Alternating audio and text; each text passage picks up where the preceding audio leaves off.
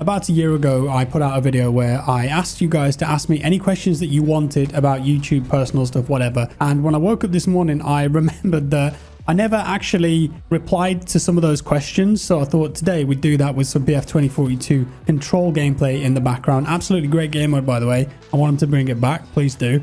So here we go then. I've picked out 20 questions in total that I thought were interesting. I've not scripted this either because I don't want the answers to be extremely premeditated or anything like that. So I'm just going to answer as quickly and concisely as possible. Maybe you'll find this interesting. Maybe you'll find it entertaining. Either way, let me know down in the comments below and drop me a like as well. Thank you. That would be fantastic. So first question here is from John Wick, not actual John Wick, of course. YouTube question. If you had to start from scratch, how would you do it to get your first 100,000 subscribers? Sort of a brief step-by-step guide with the knowledge that you have now. How would I do it? I would choose a category, whether that's gaming, vlogging, lifestyle, gaming news, gaming entertainment, documentary style, and I would stick to that niche, and then I would start planning out some evergreen videos. Those are the kind of videos that people will be looking for a long time and searching for and always be relevant. Maybe do 1 or 2 of those a week. I would be putting out a lot of shorts. Shorts are a great way to grow subscribers. I'd also be live streaming a couple of times a week because you've got all these tools on YouTube to get people to see your content. You've got to maximize that. And I think if I was starting today, I'd probably be posting a lot more on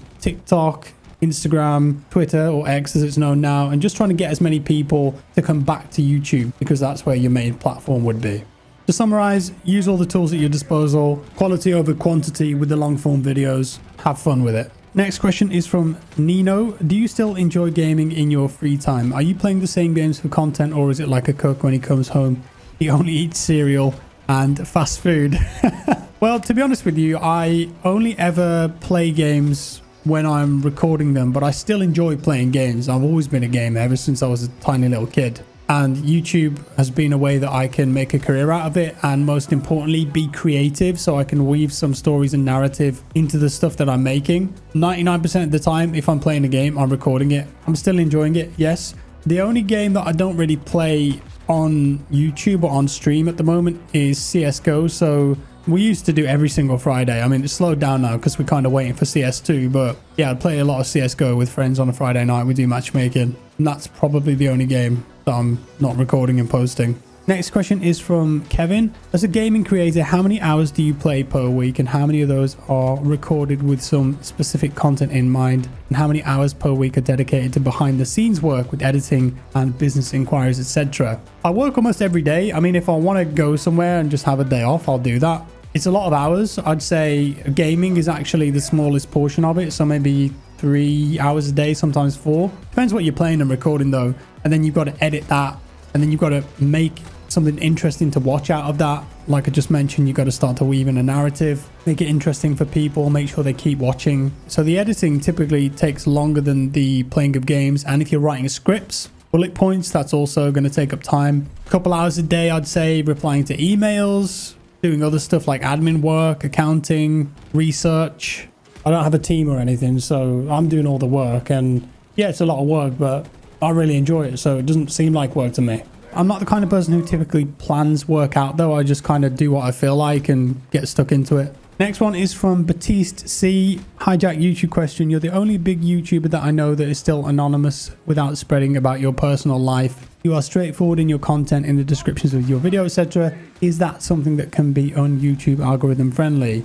That's a good one. So I think that if I was on camera and I showed myself more and I talked about my private life a bit more and what I was doing, where I was going, that would definitely bring in more of an audience, but that also comes with a lot of negatives too. You make a lot of sacrifices once you put yourself out there that much. And I'm saying it would bring in more of an audience because I would be a bit more personable then. You wouldn't just hear a voice, you'd actually see a person. And I think more people can relate to that, especially with face cams when you're seeing the reaction to something happening in the game. It can make the content funnier, more interesting, whatever, blah, blah. And more editing options too. But in terms of being straightforward in descriptions, I just try and put the important bits at the start for SEO and for anyone that's just passing by and happens to read it real quick.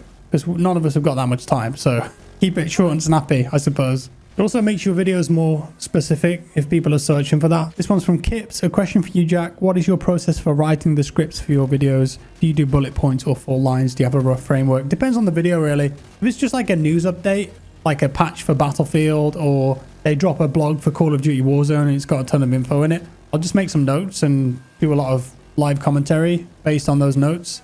If it's more of a evergreen video, which is kind of like an essay, I'll script the whole thing. Yeah, that takes a lot longer, but it's more engaging and you say exactly what you want to say. You trim the fat and you don't make any mistakes in it. But a lot of my videos are just live commentary, so depends. Next is from BVN. Hi Jack, my question about YouTube was startup costs. Really, what kind of dollars does it take to get a higher end PC, internet mics, editing software and the like to get going? Are there things someone new wouldn't probably think of needing, and the costs associated with those items as well? I mean, I think you can be successful on YouTube with a very small budget. As long as you got a phone, if you've got a camera and a microphone on, you can start making videos. You can even edit on your phone now. In terms of a gaming PC, you don't have to spend thousands, you can spend hundreds. There's very affordable microphones as well. Mic quality, I would say, is more important than video quality, but video quality is easy to obtain nowadays, I would say, especially with free programs like OBS. There's free editing software too, like DaVinci Resolve. I don't think startup costs are really that much of a thing for YouTube. As long as you've got an idea and you execute it well, I think you could do it on a pretty tight budget, or at least start on a tight budget anyway, and then expand and evolve, spend more money as you grow and start to need those other more expensive pieces of equipment. This question comes from Maroon. Diversifying content could be the rise or fall of a channel. It could be different games, different genres, or even type of content like voiceover, live commentary, or streaming. You streamed a lot a while back. Has it helped growing your channel in any way?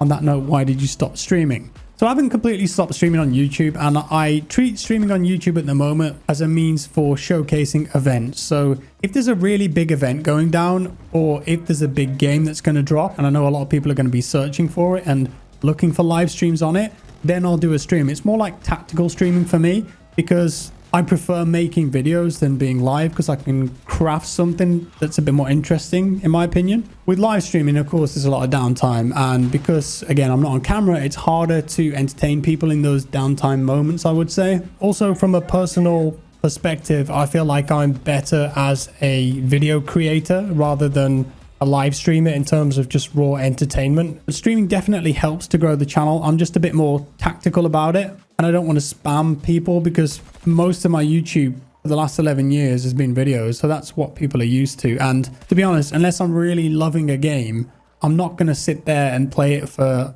6 to 8 hours a day. I just can't do that. I've never been that kind of gamer, and I don't really have time to do that anymore.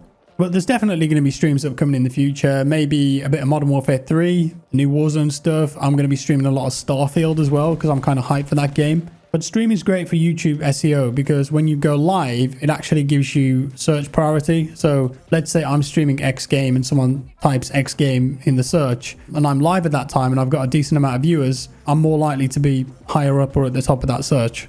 Next one comes from Corey240. My question is, can content creators realistically take breaks? YouTube seems like a fun but stressful job without much room for mental health days or vacations.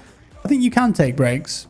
Ultimately, it comes down to the amount of content you're comfortable with putting out. What are the expectations for your audience? I've been away for 2 to 3 weeks many times in the past, and all I do is make a few more videos before I leave and schedule them. And then you can disconnect if you want to, and you've still got content going up, so you can take breaks.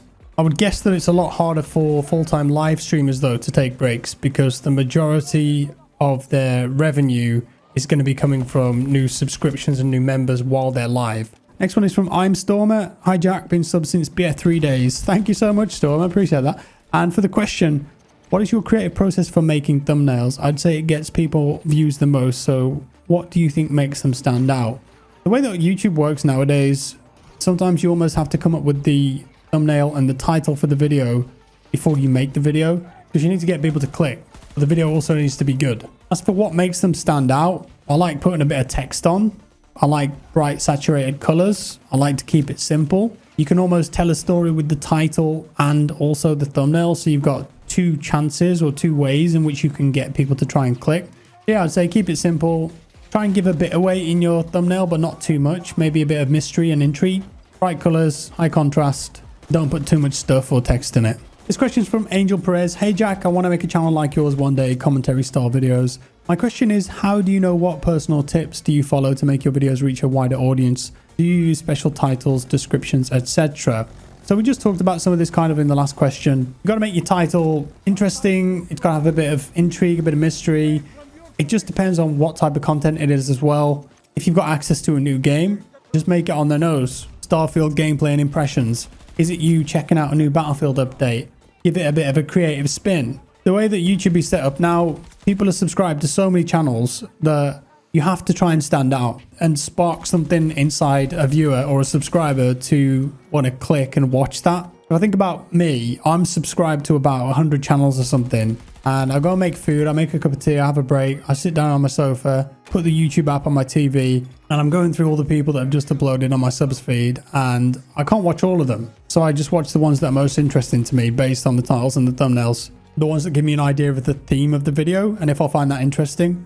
I think that many content creators despise the way that YouTube has become in that respect. Sometimes it can be quite difficult, stressful to come up with a good title and thumbnail, but it's just so saturated that you have to try and stand out. It's playing the game, right? I wish that I could be on the nose with every title in my videos and say, here I am playing Battlefield 2042 again, or let's go and play an old Battlefield game again, or whatever it is. But the reality is that those titles aren't exciting as coming up with something that has a bit of ambiguity, mystery, intrigue, a bit of hyperbole or finality perhaps. One downside to that though is that when you get to a certain point, people will look at the title and look at the thumbnail and then make assumptions about the content, and they're not actually watching the content, and they can use that as ammunition to hate on you, to post on social media and say, look at this guy, he's doing his thing again. They're not actually watching the video and they're not getting any of the context, and neither are the people that they're sharing it with. Ultimately, I think that's a price that you pay. If you want to get seen, you've got to play the game a bit.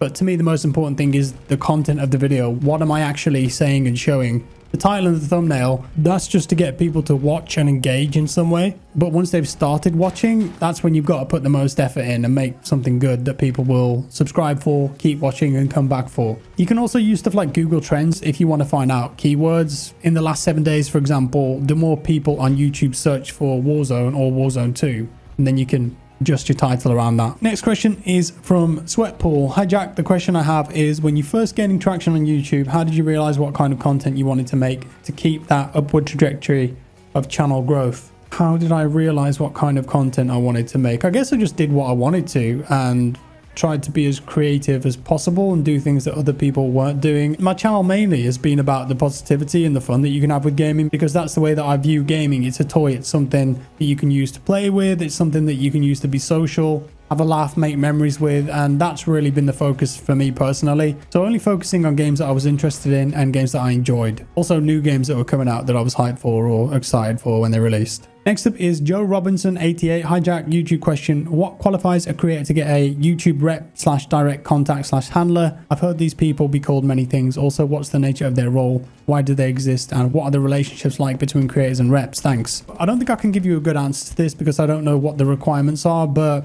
I have someone that I can reach out to. I've got them on WhatsApp and they're absolutely fantastic if I ever have a problem with YouTube. But I understand that I'm coming from a very privileged position because of the size of my channel, my audience, and the connections that I've made. I don't think many people actually have that liberty, and I don't think that's fair in a lot of respects. But it is what it is. You know, YouTube have always been really helpful with me when I've had problems. They've reached out to me, I've reached out to them, and we've got things sorted pretty quickly. I've not really had that many problems though, to be honest. What's the nature of their role? Well, if I have any questions about how YouTube works, upcoming products, sometimes they'll give me access to betas. They'll ask for feedback. They'll talk about things that are upcoming, features in the pipeline, general questions, that kind of thing. That's the kind of stuff that they do. Would it be cool if every single content creator, no matter the size, had a personal rep that they could talk to?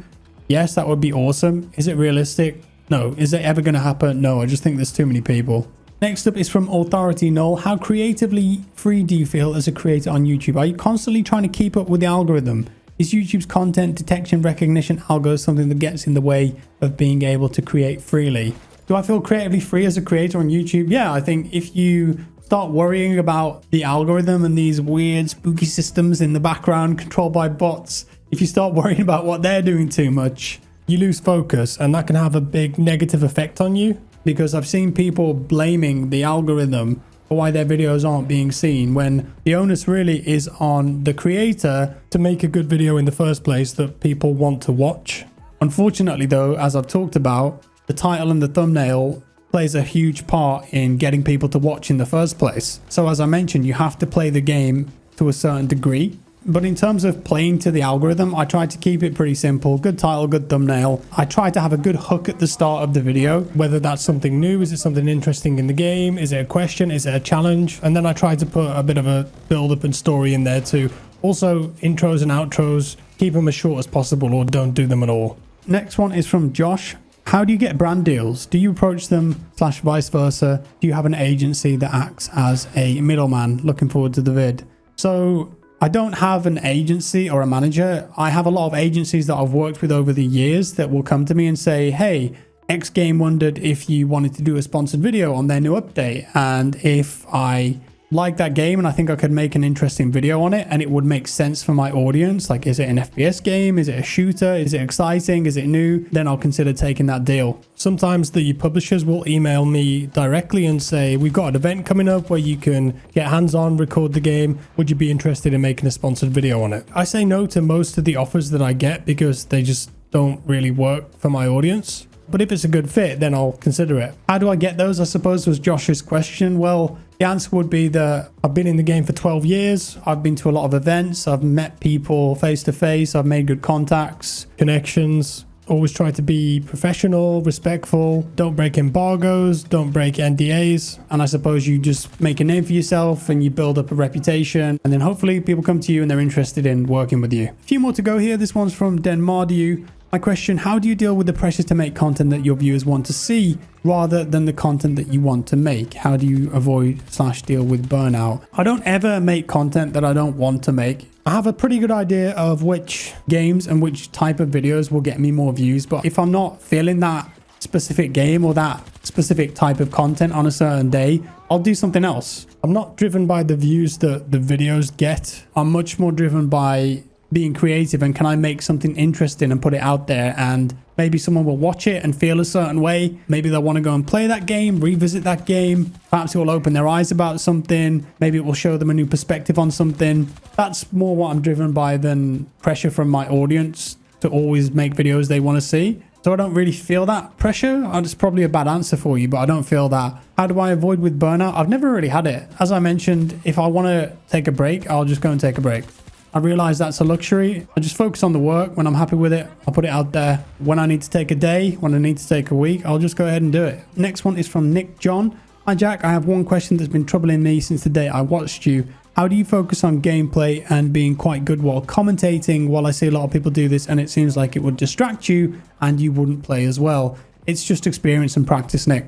If you go back and watch some of my early TF3 videos, for example, the commentary is not good and it's not very engaging either. So it just comes down to time. Find a style that you're comfortable with, that you're happy with, practice over and over again. You don't have to use the first take. You can always start again. This one's from, I'm going to say Captain Underpants. How does using copyright music in videos work? I get so many different answers from YouTubers, what you can and can't do, especially when it comes to monetization. I use a website called Epidemic Sound. It's a subscription. It's very cheap, like £9 a month or something. And you can put all that music in your videos and monetize it perfectly fine. They got some good stuff on there too. There are many alternatives available. Quick Google search will help you find those. And YouTube has a massive royalty-free audio library that you can check out too. As for copyrighted music, I don't really use it anymore. Try to avoid it at all costs because it can be risky. You can get a strike, you can get a content ID, your video can get blocked. I wouldn't advise using any copyrighted music because YouTube is very good at identifying it and it doesn't care about context. Some video game publishers will let you use their game soundtracks when you're playing that particular game. So that's something to consider as well. You can always upload your videos unlisted first and see if there's any problems with content ID and then maybe change them or leave them and then make an informed decision from there. This one's from OPAC. Question, how do you cope with criticism on a video you've worked hard on and are super proud of, but ultimately doesn't end up being received as you thought? Criticism on a video, that's fine. I mean, it is what it is. Not everyone's going to like you. You know, that's the reality of life, isn't it? You might be walking down the street, someone glances at you and they hate you just because they don't like the way that you look. Maybe they don't like the way you dress. And on YouTube, on social media, they're going to make stuff up about you. They're going to say stuff like it's the truth, even when it isn't. Ultimately, I think what it comes down to is that you can't please everyone and you shouldn't live your life trying to please everyone. So if people want to criticize stuff, That's fine. Maybe it isn't for them. And as the creator of something, you can choose to look at that however you please. Ignore it completely, take some of it, take all of it. It's up to you. And the second part, if a video underperforms, then it just is what it is. Maybe I could have done it better. Maybe I thought the idea was good, but it was actually bad. Maybe I got it wrong. And it's a bit of a cliche, but you have to keep failing, because if you don't fail, you're never going to get better. So if you've got an idea, work on it, execute it as well as you can, put it out there, see if it sticks, see if it lands. If it doesn't, try something else. Maybe try and do it a different way next time. The point is, don't get caught up in stats and your personal expectations for a video. And I would say stop comparing yourself to other people that are doing similar things and making similar videos and getting a lot more views and traction than you. Don't get jealous. Don't get jealous when other people are invited to things that you aren't. Focus on yourself instead. Sometimes you got to do it on your own. Go back to the drawing board, start again. Penultimate question here is from Dan. My question is regarding video editing software. Every time I look up comparisons or recommendations, you always see tons of conflicting opinions on the best software. I know that each one has its strengths, but what's a good beginner software for someone who wants to make commentary style gameplay videos such as yourself? I use a program called Vegas. I've always used Vegas because I find the user interface intuitive, and for my type of videos where it's just commentary, adding audio, editing clips, cutting them, adding a few transitions, it's very simple to use and it's quick. I can render a video quickly. It suits all my needs. A lot of people use Premiere as well. You need a subscription for that. If you want something for free that's just as good as Premiere, try DaVinci Resolve. Just the basic stuff is typically good enough. And the final question is from Janeth Pereira. Quick question. What does your family, loved ones, people in general think of your career? Do they support you as a gamer? Yeah, totally. I mean, my family are all happy with what I've managed to achieve. I'm happy because I can help them now. I can support them financially if they need help with travel, housing, holidays, whatever. I can assist when in the past I couldn't. They've always been very supportive and enabled me to do stuff. Initially, there was a lot of apprehension, I would say, like, is this a good idea? Why did you quit your job? Shouldn't you go into game design instead rather than this weird YouTube thing? There was definitely some apprehension, but they've all been very supportive. Some of them watch my videos, some of them don't. Some of them understand it, some of them don't. But yeah, I've got a really good family, supportive of what I do, and I'm very thankful for that. So yeah, that's it for now. That was a bit long-winded. Hopefully that wasn't too long-winded and you found this interesting in the slightest. Let me know how you feel about this kind of content below. Should I do more, less? If you got any further questions different to these, maybe ask in the comments below, and perhaps at some point we can do another video like this one. Guys, thanks for watching. Appreciate you being here. I'll see you next time. Bye-bye.